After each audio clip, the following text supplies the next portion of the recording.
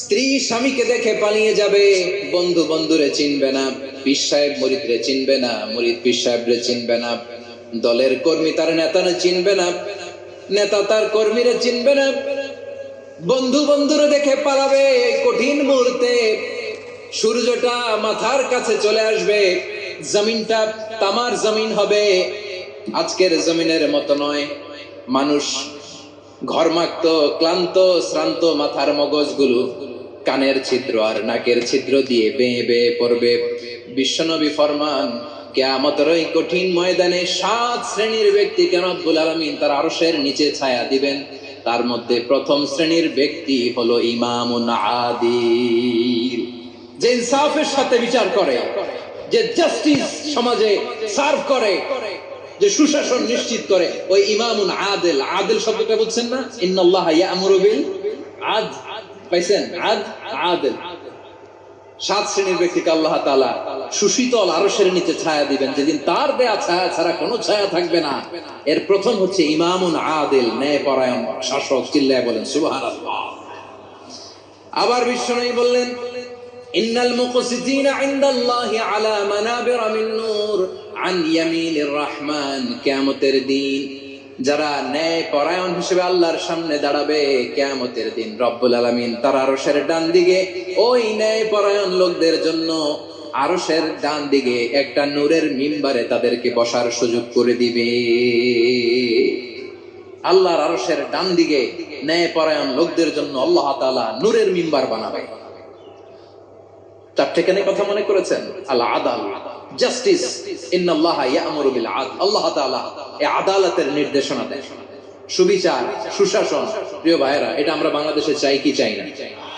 এই যে অরাজকতা, এই যে অন্যায়, এই যে জুলুম, এই যে ইনকনসিস্টেন্সি, সমাজের অসঙ্গতি, এর প্রধান কারণ জাস্টিস নাই, সুবিচার নাই, সুশাসন নাই। শেষবারের মতো আওয়াজ করে বলেন তো, আমরা বাংলাদেশে আদল চাই কি চাই না? তাহলে প্রথম নির্দেশনা শেষ। আল্লাহ তাআলা তোমাদেরকে আদলের আদেশ দেন। এরপর আল্লাহ বললেন, আমি তোমাদেরকে ইহসানের আদেশ দেই। ইন্নাল্লাহা ইয়া'মুরু বিল আদলি ওয়াল ইহসান। আমি তোমাদেরকে যেমনি আদলের নির্দেশনা দেই, তেমনি ভাবে তোমাদেরকে ইহসানের নির্দেশনা দেই। ইহসান, আওয়াজ করে সবাই বলেন তো ইহসান। ইহসান মানে কারো প্রতি সফট হার্টেড হওয়া, মহানুভব হওয়া, অনুগ্রহ পরায়ণ হওয়া, অনুগ্রহশীল হওয়া, একে অপরের প্রতি দয়াদ্র হওয়া। একে অপরের প্রতি দয়াদ্র, অনুগ্রহশীল হওয়া ছাড়া মানবিক সমাজ কশিনকালেও গঠন করা সম্ভব না। প্রিয় ভাইরা, সুন্দর আচরণ দিয়ে, ইহসান দিয়ে যা জয় করা যায়, নরম আচরণ দিয়ে যেটা অর্জন করা যায়, কঠোরতা দিয়ে সেটা পারা যায় না। বিষ্ণু ঈসা ইসলাম ইহসান দিয়ে, কোমল আচরণ দিয়ে, তার অনুগ্রহ দিয়ে তিনি অনেক কাফিরের হৃদয়কে জয় করে ফেলেছেন। সাইয়েদনা সুমামা ইবনে উসাল রাদিয়াল্লাহু তাআলা আনহুর কথা মনে পড়ে যায়। তিনি ছিলেন ইয়ামামার বাদশা। মদিনাতে বিশ্বনবীকে হত্যা করার নিয়তে এসেছিলেন। গোপনে গোপনে বিশ্বনবীকে হত্যা করে আবার ইয়ামামাতে তিনি ফিরে যাবেন। কিন্তু কি অবাক করা কাণ্ড, হত্যা করতে পারে নাই, সাহাবাদের হাতে তিনি ধরা পড়ে গেলেন। সাইয়েদনা সুমামা ইবনে উসাল রাদিয়াল্লাহু তাআলা আনহু হত্যার নিয়তে আসলেন, কিন্তু হত্যা করতে পারলেন না। সাহাবারা ওনাকে ধরে ফেললেন, ধরে মসজিদে নববীর পিলারের মধ্যে বেঁধে রাখলেন। সুমামা ইবনে উসাল, সিরাত থেকে শুনে, সিরাত থেকে শোনাচ্ছি, রাদিয়াল্লাহু তাআলা আনহু ইয়ামামার অধিপতি ছিলেন। বিশ্বনবীকে হত্যার জন্য আসছেন, ধরা পড়ে গেছেন, এখন মসজিদে নববীতে বেঁধে রাখছেন। তার মানে বন্দী। এখন স্ট্যাটাস কি? বন্দী, ক্যাপ্টিভ। তো বিষ্ণু ঈসা ইসলাম সাহাবাদেরকে বললেন, তার খোঁজ খবর নিও, সুমামা ইবনে উসালের খোঁজ খবর নিও। সাহাবারা বলেন, ইয়া রাসূলুল্লাহ, আপনাকে হত্যা করতে এসেছে, তার তো কঠিন ক্যাপিটাল পানিশমেন্ট হওয়া দরকার, কঠিন শাস্তি হওয়া দরকার। বিশ্বনবী বললেন, না, আমি যেটা জানি তোমরা সেটা জানো না, তোমরা সুমামার সাথে ভালো আচরণ করো। বিশ্বনবী সুমামার কাছে গেলেন। প্রথম দিন যে তিনি কালেমার দাওয়াত দিলেন, ইমানের দাওয়াত দিলেন, ইসলামের দাওয়াত দিলেন, রিসালাতের দাওয়াত দিলেন, আখিরাতের দাওয়াত দিলেন।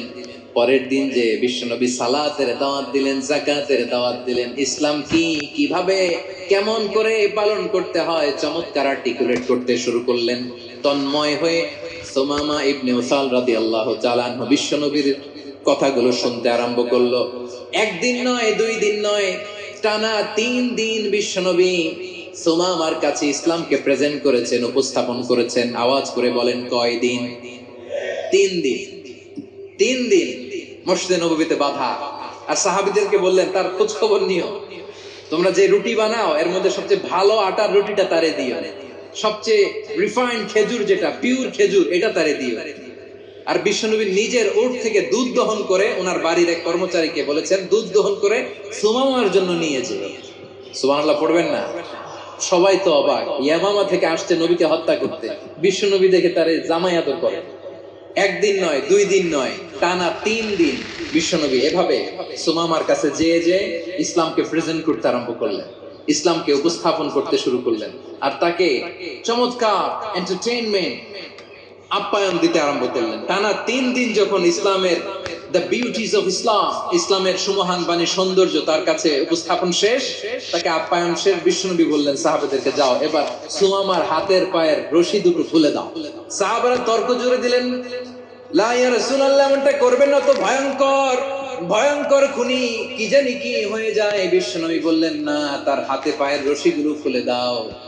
সাহাবারা বিশ্বনবীর কথা মতো তার হাতে পায়ের রশিগুলো খুলে দিল। সুমামা মুহূর্তের মধ্যে মসজিদে নববী থেকে বের হয়, ইয়ামামায় ফিরে না যে মসজিদে নববীর পাশে একটা খেজুর বাগান ছিল, সেখানে চলে গেলেন। সেখানে একটা ছোট্ট কুয়া ছিল, কুয়ার পানি দিয়ে তিনি গোসল করলেন। সুবহানাল্লাহ পড়েন।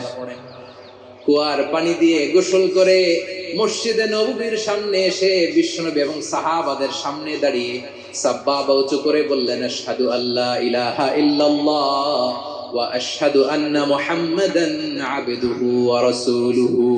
আমি সাক্ষ্য দিচ্ছি আল্লাহ ছাড়া কোনো ইলাহ নাই, আর মুহাম্মদ আল্লাহ তাআলার প্রেরিত বান্দা এবং রাসূল। প্রিয় ভাইরা, ইহসান দিয়ে যা জয় করা যায়, কঠোরতা দিয়ে সেটা কঠিন কালেও জয় করা যায় না। আওয়াজ করে বলেন, ঠিক কি না?